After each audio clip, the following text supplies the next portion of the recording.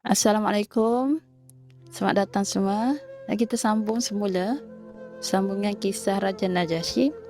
Seperti yang kita tahu semalam, berlinangan air mata mengalir deras daripada Raja Najasyi lepas disampaikan ayat-ayat suci Al-Quran. Seterusnya dikatakan Raja Najasyi ni dia nak sahkan sebenarnya betul ke Nabi Muhammad ni adalah Rasulullah, utusan Allah, betul ke agama Islam ni kan. So dia kata panggilkanlah dia, ni ratik-ratik dia, paderi lah, sebab dia kan raja Kristian. So dia panggil semua, dia minta izin dulu. Sebelum tu dia minta izin. Dia seorang yang sangat tertib, sopan santun, seorang yang adil, seorang yang bijaksana. So dia minta izin. Dia boleh je terus panggil kan, tapi dia minta izin Ja'far dulu. Kan Ja'far sampaikan ayat-ayat Quran. Antara ayat-ayat Quran yang disampaikan tu daripada surah Al-Kahfi juga ya. Al-Kahfi, Al-Ankabut, surah Ar-Rum. So memang setiap kali dibacakan tu semua mengalir mata deras. So dia rasa macam tersentuh hati dia. Dia rasa ada kebenaran daripada ayat suci Al-Quran tu. So dia panggil, Ja'far kata okey, silakan tuanku, panggil lah kan paderi-paderi tu. So paderi-paderi masuk menghadap Raja Najasyi. Lepas tu Raja Najasyi kata, boleh tak wahai ahli-ahli agamaku kan, boleh tak sampaikan apa yang ditulis dalam kitab Injil. Lepas tu yang si Amru an As, saya nak kena baca betul-betul ni, nanti salah pula. So Amru pun ada dua orang. Amru satu, Amru utusan nanti yang dihantar untuk berbincang dengan Raja Najasyi. Kemudian nanti ada cerita seterusnya. Yang ni Amru daripada kafir Quraisy. So kita baca ni betul-betul sebutan Amru ni. Okey, Amru bin Al-As. Yang ni daripada wakil pihak kafir Quraisy. Amru bin Al-As ni dia kan dia rasa tergugat lah. Dia nak sampaikan tu, nak hasut tak berjaya sebab tersentuh pula lah Raja Najasyi ni dengan Islam. Sebenarnya dia nak nak kata orang Islam ni teruk, tapi tak berjaya. Lepas tu dia masuk, dia mencelah, dia kata cuba tanya balik dulu. Sebelum tu cuba tanya balik, Islam ni bagi Islam lah, Isa tu kat mana tempat dia. Dan dia kata sebenarnya Islam ni dia letak Isa tu sebagai hamba saja. Lepas tu tak apalah, Raja Najasyi ni dia bukan jenis yang ada sifat-sifat sufaha. Ingat tak kita punya yang mula-mula tadabbur Al-Quran, sufaha untuk hari pertama, dia tak ada sifat-sifat yang macam tu, yang membuat keputusan terburu-buru. Dia akan mendengar dulu dua-dua pihak. Dia akan buat proses pengadilan dulu. Maksudnya okey, dengar pihak satu, dengar pihak dua, tanya ahli kitab, barulah dia buat conclusion, barulah dia buat keputusan. Dia berjenis macam tu. Dia seorang bijaksana, dia dengar, dia cuba analyse dulu kan, analyse sebenarnya macam ni. Lepas tu dia kaitkan dengan ayat Injil, kitab Injil. Lepas tu yang Ja'far cakap, dia balas dengan ayat suci Al-Quran lah, surah Maryam. Dia jawab bahawa Nabi Isa tu bukanlah hamba manusia seperti yang dikatakan oleh Amru tadi tu, Amru Al-As. Saya takut salah orang nanti. Amru bin Al-As, ni yang jahat tadi tu, yang bawa kafir, yang disampaikan, yang dihantar oleh Abu Sufyan. So dia kata Nabi Isa ni tertinggi lah, maksud status seorang yang mulia, yang Allah turunkan sebagai utusan Allah untuk sampaikan agama Allah. Okey, lepas tu tersentuhlah hati Raja Najasyi. Raja Najasyi kata samalah, maksudnya sama, cumanya beza sikit tu, macam saya kata semalam lah, bezanya hanyalah macam lidi saja. Kristian dengan Islam ni beza dia macam seumpama lidi yang kecil sangat. Beza dia, seorang kata yang Kristian ni lah kata yang tu adalah anak Tuhan.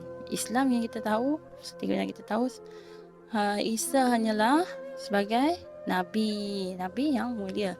Tapi bukanlah anak Tuhan.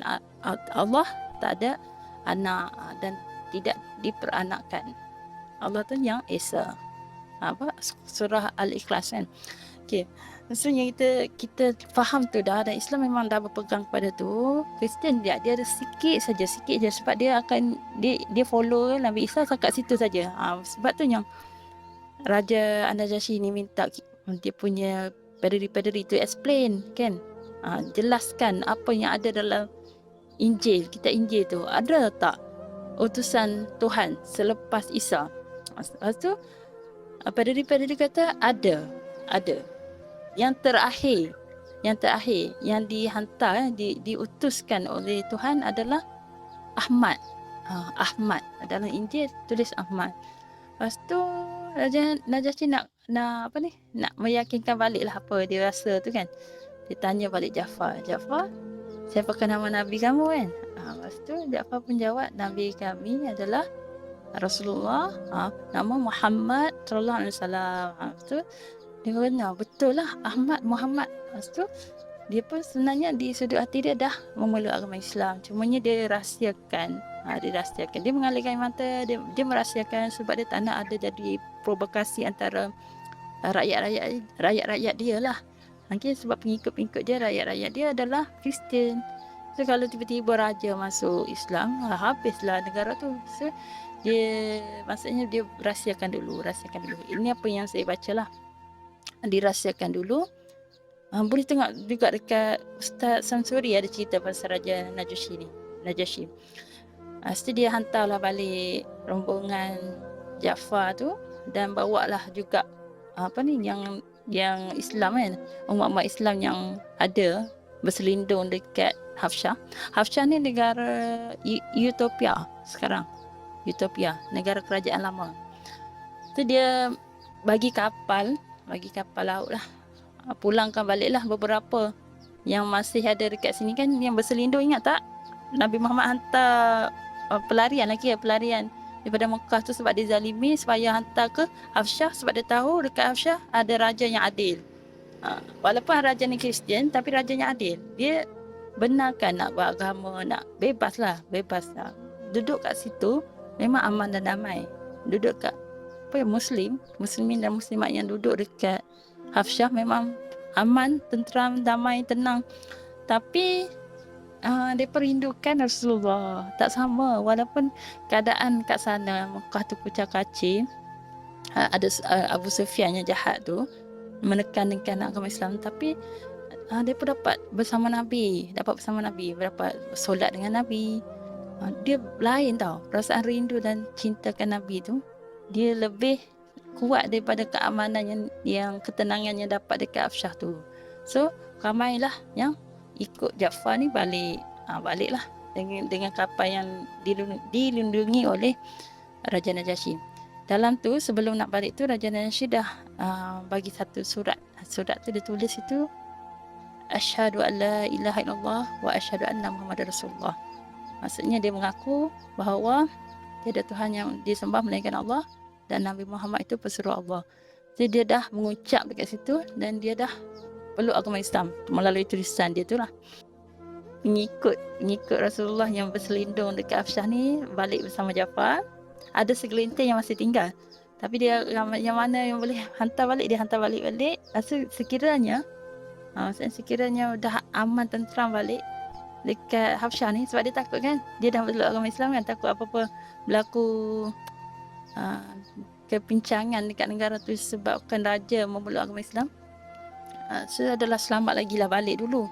Jika dekat sana berlaku kucak-kacir kat sana, maksudnya dizalimi lagi, boleh balik berselindung dekat Hafsyah.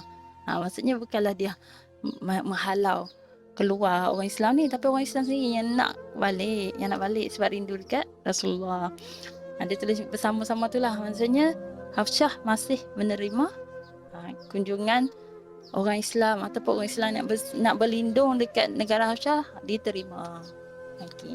Ada lagi sebab nanti ada kesinambungan daripada ni. Yang segelintir yang tinggal lagi dekat Hafsyah tu. Okey, selepas balik kita sambung Ini kisah dia. tentang tajuk bersahabat dengan Rasulullah sallallahu alaihi wasallam dari jauh. Kan semalam dia cerita dah, yang Raja Najasyi ni dia tak jumpa, dia tak dapat jumpa Rasulullah. Rasulullah tengah nak sebarkan agama Islam. Tu fasa-fasa permulaan yang dapat banyak tentangan. Dia tak boleh lah macam nak pergi jumpa Raja Najasyi masa tu. Utopia dengan Mekah ni bukanlah dekat-dekat kita boleh pergi macam tu je, tak. Kena seberang dengan kapal lah. Kalau pada zaman dulu tu kena seberang dengan kapal. Dan Rasulullah diperlukan dekat untuk menyebarkan agama Islam. Dan dah tahu dah kat sana selamat, so tak perlulah Rasulullah nak ke Habsyah kan. Just melalui surat je lah. Maksudnya dia berkomunikasi melalui surat. Keadilan Raja Najasyi melindungi kaum muhajirin yang berhijrah ke negerinya, menggembirakan Rasulullah SAW.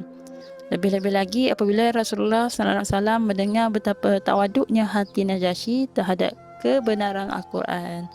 Meskipun mereka tinggal berjauhan, namun hubungan mereka menjadi semakin akrab. Pada tahun baru 7 Hijrah, Rasulullah SAW berhajat untuk berdakwah kepada 6 orang pemimpin negeri tetangga, dan termasuklah Raja Najasyi, supaya tak tergolong kepada orang yang syirik dan melakukan kekufuran. Memang dah masuk Islam tapi tak faham lagi kan. Kau orang baru, macam saya kata semalam lah, yang ustaz tidur baru je nak berjaya menarik seorang ni, nama dia Sarah kalau tak salah saja, Korea, masuk Islam. Baru 2 hari dah kena kecam. Kawan tak tahu lagi pasal nak kena puasa ke apa tu kan. Dia terdetik nak masuk Islam, dia mengucap masuk Islam. Sama juga Raja Najasyi, baru lagi, so kena sampaikanlah melalui surat. Seterusnya Rasulullah mahatawakil ke Habsyah sekali lagi. Kali ni adalah untuk menikahi seseorang. Nanti kita bacakan sama-sama. Dia nak minta Rasulullah nak minta Raja Najasyi jadi wakil dia untuk berkahwin dengan seorang wanita ini. Kita sambung dulu kisah dia. Okey, dia kata kalau saja ni ada surat sebab dia berbalas-balas surat. Ingat melalui komunikasi dia melalui surat sebenarnya. Dia bukan face to face, tak ada pertemuan. Walaupun di hati raja sangat-sangat ingin berjumpa dengan Rasulullah, tapi tak mampulah. Ini dia ayat dia. Kalau saja beta mampu untuk mendatangi Muhammad sallallahu alaihi wasallam, nescaya beta akan duduk di hadapan baginda dan membasuh kedua kakinya. Sampai macam tu sekali. Kalau mampu pergi, dia dah pergi. Tapi dia tak boleh sebab dia tengah memerintah negara dia. Kemudian dia menulis surat jawapan kepada Rasulullah SAW berisi pernyataan menerima dakwahnya dan keimanan ke atas nabinya, yang memang dia menjadi kalau ikutkan jadi apa kata, penyebar agama dekat situlah. Ada yang memeluk agama Islam dia punya pengikut dia, ada yang memeluk agama Islam. Walaupun ada yang macam kata raja ni perlu digulingkan sebab dah mungkin keluar dari agama Kristian. Okey, kalau ikutkan ada pengikut Raja Najasyi yang dah memeluk agama Islam lah bersama-sama dengan raja. Cumanya yang menentang pun ramai. Yang tahu raja dah bertukar agama, yang kata perlu digulingkan kerajaan tu sebab raja yang dipilih telah keluar dari agama Kristian. So ada yang menentang, ada yang mengikut. Pengikut ada, cumanya bukan secara terbuka lah. Dan kita teruskan dengan wakil Rasulullah SAW menikahi ni dia wanita tadi, Ummu Habibah, ibu kepada Habibah, yang dikenali sebagai Ramlah. Okey, kemudian Amru bin Umayyah, ni tadi Amru bin Anas kan yang jahat tadi. Yang ni Amru bin Umayyah menunjukkan surat. Dia menyampaikan surat Nabi SAW adalah tentang Nabi Muhammad nak Raja Najasyi jadi wakil dia untuk dia menikahi dengan Ummu Habibah.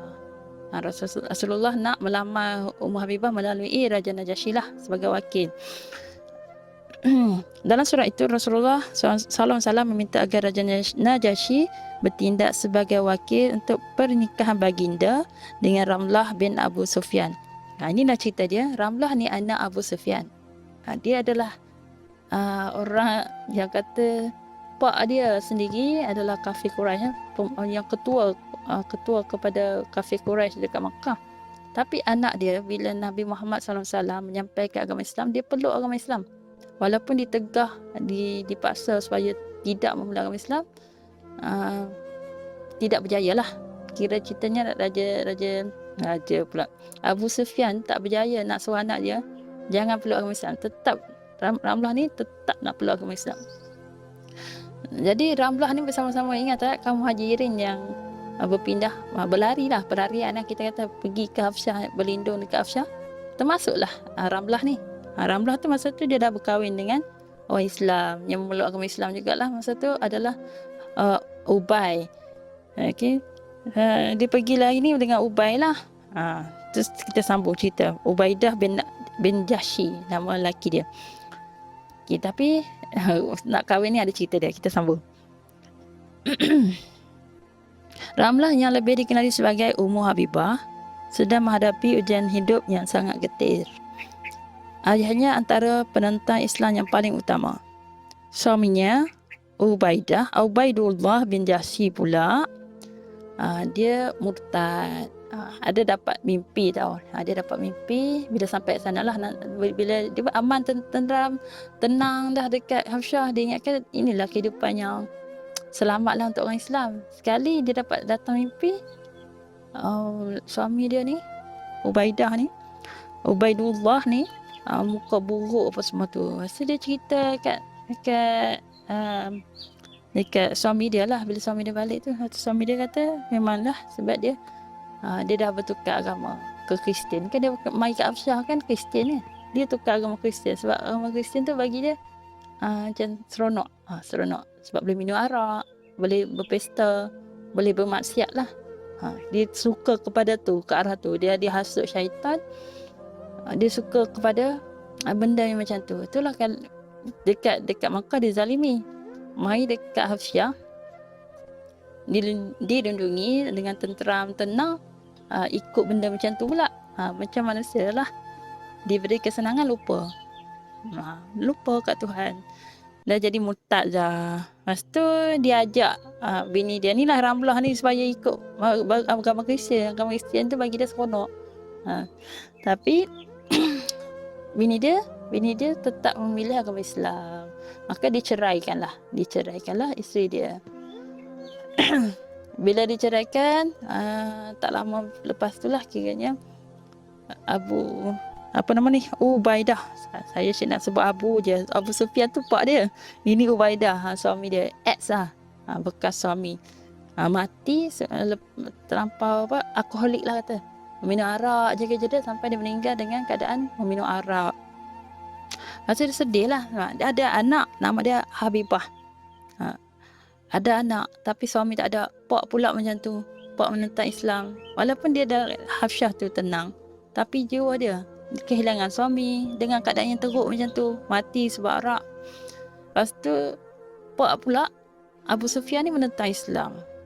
Tu dia keadaan tertekan. Tu yang Rasulullah datang untuk melamar dia. Okay, seterusnya utusan Najasyi. Pagi itu amat cerah. Terdengar ketukan di pintu rumah Ummu Habibah. Ketika dibuka, seorang wanita utusan Najasyi memberi salam dan berkata, "Tuanku Najasyi mengirimkan salamnya untukmu dan berpesan bahawa Muhammad Rasulullah SAW telah meminang dirimu.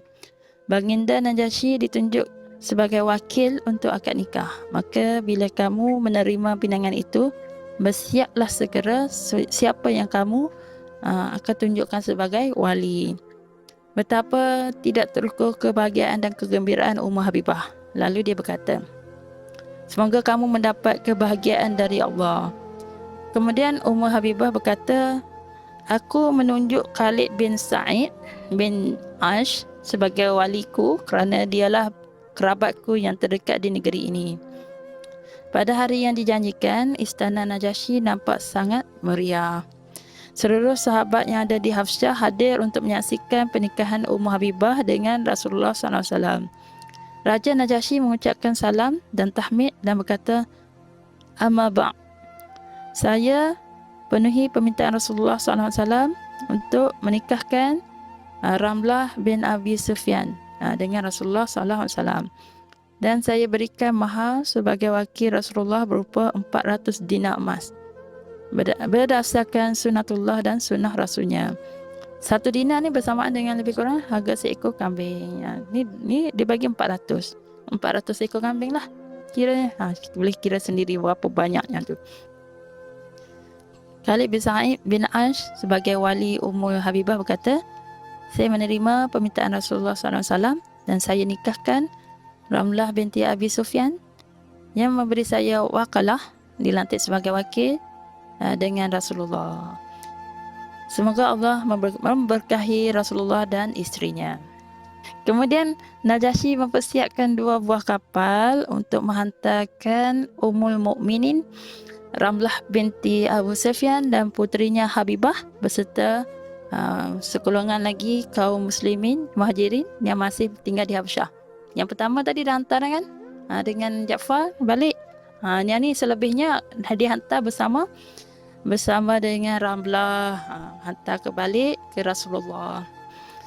Sejumlah rakyat Habasyi yang beriman kepada Allah dan Rasulnya turut bersama mereka.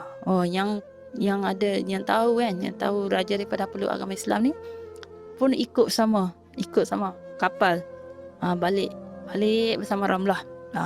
Pergilah untuk mereka. Dia meninggalkan Habsyah sebab Habsyah ni mesti Kristian walaupun raja peluk agama Islam, dia bukanlah secara public semua kena peluk agama Islam, tak, masihlah, maksudnya masih di monopoli sampai sekarang pun.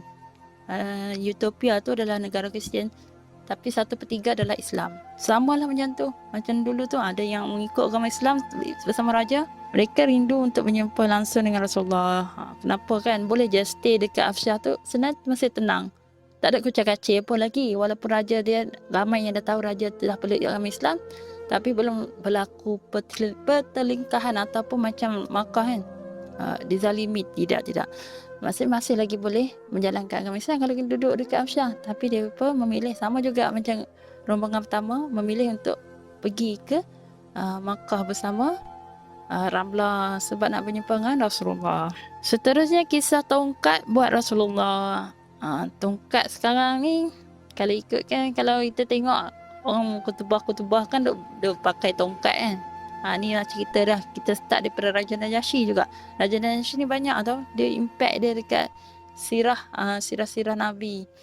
Maksudnya dalam perkembangan Islam ni, dia bagi impact yang besar sebenarnya. Pengaruh dia lah. Raja Najasyi juga memberikan banyak hadiah kepada Ummu Habibah berupa wangi-wangian yang mahal. Juga beberapa bingkisan untuk Rasulullah SAW. Bungkusan saya rasa ni. Tulisan dia bingkisan. Di antaranya adalah 3 batang tongkat Habsyah yang terbuat dari kayu-kayu terpilih. Di kemudian hari, salah satu daripada tongkat itu dipakai oleh baginda sendiri dan yang lain dihadiahkan kepada Umar bin Khattab dan Ali bin Abi Talib. Tongkat tersebut biasa didirikan di hadapan Nabi sebagai sutra ketika ditegakkan solat. Tak kala tempat-tempat yang tidak ada masjid atau bangunan lainnya atau di dalam perjalanan, dalam solat-solat hari raya, solat-solat istiqa. Pada masa pemerintahan Abu Bakar As-Siddiq, Bilal adalah orang yang memegang tongkat itu. Tongkat tu maksudnya disampaikan, maksudnya setelah Nabi wafat, yang pegang tongkat tu adalah Bilal. Kata zaman Umar bin Khattab dan Utsman bin Affan, tongkat yang sama beralih tangan. Dan kemudian yang tongkat setelah Umar bin Khattab dan Utsman bin Affan, tongkat tersebut beralih ke tangan Sa'ad bin Al-Qarazi. Begitulah seterusnya setiap kali pergantian khalifah. Maksudnya tongkat tu dialih-alih lah, alih tangan. Tahta lah, macam tahta. Raja Najasyi yang pemurah turut memberikan hadiah berupa perhiasan-perhiasan, di antaranya adalah cincin emas. Nabi SAW menerima tetapi tidak dipakai sendiri. Baginda memberi kepada Umamah cucu baginda dari puteri baginda Zainab. Katanya dengan kasih sayang, pakailah ini wahai cucuku. Okey, seterusnya ini kisah sedih, kisah sedih. Nah, kematian Raja Al-Najasyi. Tamat dekat sini. Inilah pertama kalinya solat ghaib. Solat ghaib dilakukan. Maknanya banyaklah dia maksudnya daripada agama Islam, satu tongkat tu. Kan? Lepas tu dia jadi wakil. Raja Najasyi jadi wakil. Wakil untuk Rasulullah berkahwin dengan Ramlah Ummu Habibah kan. Lepas tu dialah pelindung agama Islam, pelindung kaum Muhajirin. Orang yang menyokong kuat agama Allah, yang menyokong kuat Rasulullah, Raja Najasyi ni. Dan solat ghaib, kita cerita. Tidak lama sebelum pembukaan Makkah, Najasyi telah pun wafat. Rasulullah SAW memanggil para sahabat untuk melakukan solat ghaib. Padahal Rasulullah belum pernah solat ghaib sebelum itu. Dan tidaklah dilakukan setelahnya. Maksudnya inilah satu-satunya solat ghaib yang dilaksanakan oleh Rasulullah untuk Raja Najasyi. Dia tak ada pernah buat sebelum ni. Baginda tak pernah buat. Selepas tu pun baginda tak buat dah. Ini dia satu-satunya solat ghaib. Semoga Allah meredai Najasyi dan menjadikan syurganya yang kekal sebagai tempat kembalinya. Sungguh dia telah menguatkan kaum muslimin di saat mereka muslimin dan muslimat di saat mereka lemah, memberikan rasa aman di saat mereka ketakutan, dan dia melakukan hal-hal yang diredai oleh Allah Subhanahu taala demi mencapai keredaan Allah Subhanahu taala. Tamat cerita dia kat situ je. Inilah kisah Raja Najasyi. Semoga mendapat memberi pedoman untuk hidup kita. Yang mana pentingnya kita dalam pembacaan Al-Quran dan menyentuh hati kita, menghidupkan jiwa kita. Sedangkan yang bukan Islam mampu menangis dengan Al-Quran, kita yang dilahirkan sebagai Islam sepatutnya lebih menghargai ayat Al-Quran ni. Lebih banyaklah kita menangis kerana ayat-ayat disampaikan dalam Al-Quran. Okey, kita sampai kat sini saja. InsyaAllah kita sambung nanti dengan tadabbur Al-Quran. Okey, sampai sini saja. Kita jumpa lagi. Assalamualaikum.